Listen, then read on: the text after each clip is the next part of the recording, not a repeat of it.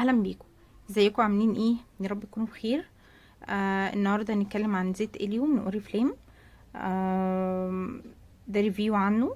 بصراحه من الزيوت الحلوه قوي قوي الليليه، زي الماسك الليلي، بيتحط على الشعر بالليل. بس وبتشوفي النتيجه تاني يوم الصبح، بتحطيه وتنامي قبل ما تنامي، وبعدين النتيجه بتاعته بتبان من اول استعمال. هو مركز جدا، ماشي. هو ينفع للناس اللي شعرها هايش، ناشف، خشن، ضعيف، مجعد، بيصلح الشعر اثناء الليل. ماشي. الناس بقى اللي كانت عامله صبغات وبروتين وشعرها اتأثر طبعا من العوامل دي كلها، هو بيعيد الحيويه وجمال لشعرك وبيعالجه. وعايزه اقولك ان العبوه بتقعد معاكي كتير، بيكفيكي شويه حلوين يعني. تمام. بس وترطيبه بقى قوي جدا، ماشي. وعايزه اقول لكم اللي جرب منكم الماسك الليلي الازرق، فاكرينه اللي اتكلمت عنه في فيديو قبل كده؟ هسيب لكم اللينك بتاع الفيديو تحت في الديسكربشن، بتاع النوفيج. عايزه اقول لكم جميل، اي حد استعمله. بصراحه الماسك تحفه، ماشي.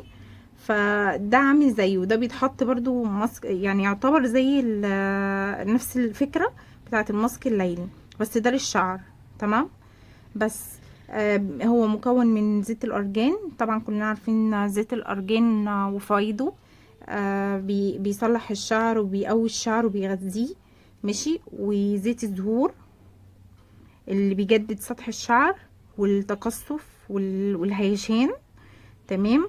وفي اوميجا مغذيات شعر كتير، والنتيجة بتلاقيها فورية، من اول استعمال هتحسي بالفرق. طبعا هو بيستخدم كمان للشعر اللي عامل بروتين.